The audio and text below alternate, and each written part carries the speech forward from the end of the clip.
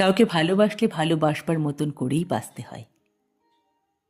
সেখানে তৃতীয় কোনো ব্যক্তির প্রতি মোহ কাজ করার কথা নয়।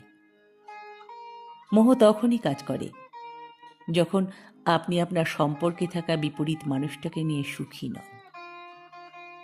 আপনি তাকে নিয়ে কোনো না কোনো কারণে হীনমন্যতায় ভোগেন। ভালোবাসলে ভালোবাসবার মতন করেই বাঁচতে হয়।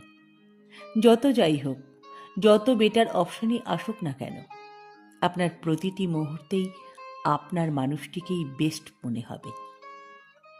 ভালোবাসলে লাক্সারিয়াস জীবন ফেলে রেখে কেবল একজন অর্থবিত্তহীন মানুষের পায়ের কাছে বসে থেকে জীবন খরচ করে ফেলবার মতন আকাঙ্ক্ষা জন্মায়।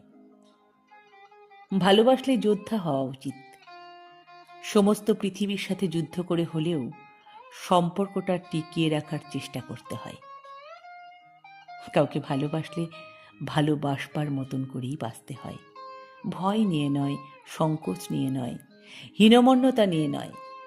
ভালোবাসলে গাছ হতে হয়, শক্ত হয়ে শেকড় গেঁথে বসে থাকতে হয় মাটির বুকে।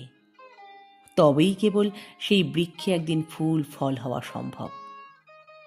অথচ এমন কারো সাথে আমার কখনো দেখা হয়নি যে তার সমস্ত পৃথিবীকে উপেক্ষা করে আমার কাছে এসে গাছ হয়ে যায়, দাঁড়িয়ে থাকে আজন্ম।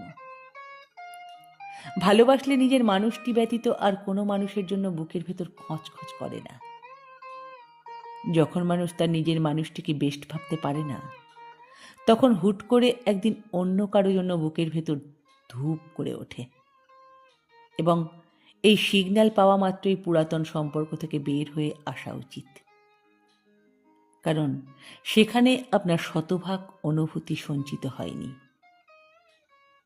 কিছু বাকি আছে যা অন্য কোথাও খরচ করতে ইচ্ছে হয়।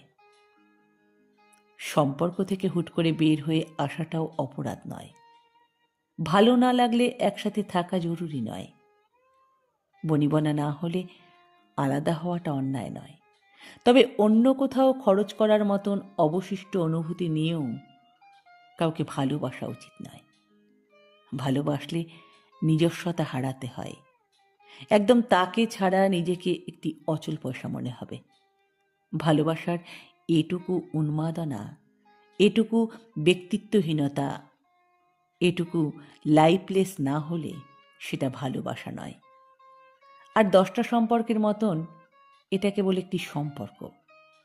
অভ্যাসের সম্পর্ককে ভালোবাসার সম্পর্ক বলা ঠিক নয়।